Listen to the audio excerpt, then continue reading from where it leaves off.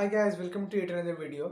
तो index funds काफ़ी trending चल रहे हैं आज के दिन। मतलब काफ़ी सारे लोग इंडेक्स फंड्स में इन्वेस्ट करने के लिए आपको रिकमेंड भी कर रहे हैं और काफ़ी लोग इन्वेस्ट भी कर रहे हैं। म्यूचुअल फंड्स के जो इन्फ्लोज है उसमें इंडेक्स फंड्स में काफ़ी ज़्यादा इन्फ्लोज आ गए हैं। लेकिन यहाँ कुछ क्वेश्चंस आते हैं। तो पहला क्वेश्चन तो ये है कि क्या इंडेक्स फंड सभी के लिए है? क्या सभी को इंडेक्स फंड्स में इन्वेस्ट करना चाहिए? और जो सेकंड क्वेश्चन है वो है, क्या सारे काइंड्स ऑफ इंडेक्स फंड्स अच्छे होते हैं? तो आइए जानते हैं इन क्वेश्चंस के आंसर्स इस वीडियो में। तो पहले हम ये जान लेते हैं कि इंडेक्स फंड्स होते क्या है। तो इंडेक्स फंड्स एक kind of passive kind of fund होता है जो कोई फंड मैनेजर उसको मैनेज नहीं करता है। मतलब फंड मैनेजर अपने खुद का नॉलेज यूज करके, अपना खुद का एक्सपर्टीज यूज करके उस इंडेक्स फंड्स में इन्वेस्ट नहीं करते हैं। वो ऑटोमेटिकली होता है। मतलब एक इंडेक्स फंड एक स्पेसिफिक इंडेक्स को फॉलो करता है। वो निफ्टी 50 हो सकता है, निफ्टी 100 हो सकता है, सेंसेक्स हो सकता है, निफ्टी मिड कैप हो सकता है। तो एक स्पेसिफिक इंडेक्स को फॉलो करता है। इंडेक्स मतलब जो टॉप कंपनीज होते हैं, टॉप 50 या फिर टॉप 30, टॉप 100 कंपनीज, और उसी कंपनीज में प्रोपोर्शन में पैसा डालते रहते हैं इंडेक्स फंड्स।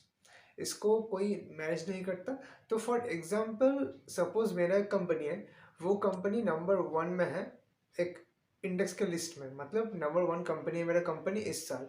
लेकिन अगर वो अगले साल नंबर 1 में ना रहा और 50, सपोज इंडेक्स में निफ्टी 50 का बात कर रहा हूँ, तो शायद 50 के नीचे चला गया मेरा कंपनी, तो वो जो म्यूचुअल फंड मेरे कंपनी में इन्वेस्ट कर रहा था, इंडेक्स फंड मेरे कंपनी में जो पैसा इन्वेस्ट कर रहा था, वो अब नहीं करेगा, वो स्टॉप कर देगा। अब जो नंबर 1 में है उसमें इन्वेस्ट करेगा। तो ऐसे ऑटोमेटेड वे में इन्वेस्ट होता है। और जो देखा गया है पास्ट में, index funds actively managed large cap funds जो होते हैं उसको काफ़ी इजीली बीट कर देता है। मतलब एक्टिवली मैनेज मतलब जो फंड मैनेजर अपना रिसर्च करके और सब कुछ करके जिसमें इन्वेस्ट करता है, उन सब का रिटर्न को भी इंडेक्स फंड बीट कर तो देता ही है। और ये फंड जो एक्सपेंस रेशियो चार्ज करता है, मतलब जो एक्सपेंस लेता है, वो भी सबसे मिनिमम होता है। वो 0.2 या फिर 0.3 तक ही होता है। तो यही मेन कारण है जिसकी वजह से लोग आपको इंडेक्स फंड में इन्वेस्ट करने के लिए बोलता है। लेकिन अब क्वेश्चन ये आता है कि इंडेक्स फंड्स क्या सबके लिए है? तो इसका सिंपल आंसर है नहीं, ये सबके लिए नहीं है। तो ये किन के लिए है बताता हूँ। तो इंडेक्स फंड्स बस उन्हीं लोगों के लिए है जो लोग मतलब अपना पैसा इक्विटी में तो इन्वेस्ट करना चाहते हैं, लेकिन बहुत ज़्यादा रिस्क नहीं ले सकते हैं, या फिर बहुत ज़्यादा रिस्क लेना वो लोग चाहते नहीं हैं। वो लोग बस चाहते हैं कि हमारा पैसा जो टॉप कंपनीज है उसी में इन्वेस्टेड रहे और हम उसे इन्वेस्ट करके भूल जाए। हमें कोई हेडेक नहीं लेना है। लॉन्ग टर्म के लिए हमें वो इन्वेस्ट करके रख देना है और भूल जाना है। हमें पोर्टफोलियो को रिव्यू भी नहीं करना है। हमें मतलब कुछ नहीं करना है, हेडेक नहीं लेना है। तो उनके लिए इंडेक्स फंड्स बेस्ट होते हैं। जो लोग सिर्फ और सिर्फ लार्ज कैप कंपनीज में ही इन्वेस्ट करना चाहते हैं और बस 12-13% तक ही उनको रिटर्न चाहिए, रिटर्न का एक्सपेक्टेशन रखते हैं, उन्हीं लोगों के लिए इंडेक्स फंड्स है। तो क्वेश्चन ये भी अभी आता है कि किन लोगों को इंडेक्स फंड्स में नहीं जाना चाहिए। तो इसका आंसर यही है कि जो लोग थोड़ा रिस्क ले सकते हैं, जो लोग इस फंड्स के बारे में, म्यूचुअल फंड्स के बारे में रिसर्च कर सकते हैं, अपने पोर्टफोलियो का एनालिसिस कर सकते हैं, और जो लोग काफ़ी अच्छा ग्रोथ पाना चाहते हैं अपने पोर्टफोलियो में, मतलब 15%, 16%, 20%, 25% तक ग्रोथ लाना चाहते हैं, उन लोगों को कभी इंडेक्स फंड्स में मतलब उतना रिटर्न नहीं मिलेगा। इंडेक्स फंड्स जो होते हैं वो बस 12-13% का ही रिटर्न देते हैं। चाहे आप कोई भी इंडेक्स फंड ले लो, निफ्टी 50 या फिर निफ्टी नेक्स्ट 50, सेंसेक्स 30, कोई भी आप ले लो, उतना ही आपको रिटर्न मिलेगा। और यहाँ पे एक और क्वेश्चन आता है कि क्या सारे इंडेक्स फंड्स मतलब सही है, सारे टाइप्स के इंडेक्स फंड्स में आपको इन्वेस्ट करना चाहिए?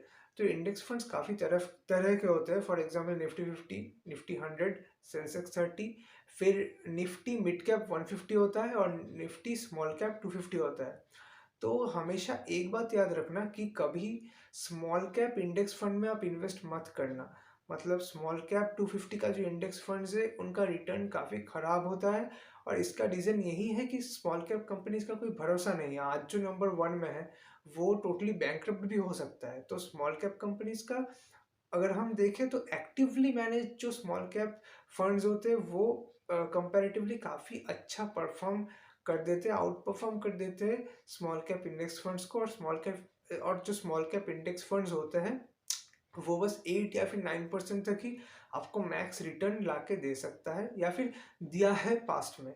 तो इसी वजह से मेरा यही रिकमेंडेशन होगा कि क्योंकि इंडिया अभी भी एक ग्रोइंग इकोनॉमी है और अभी भी काफ़ी ग्रोथ की अपॉर्चुनिटीज़ है स्मॉल कैप या फिर मिड कैप सेक्टर्स में।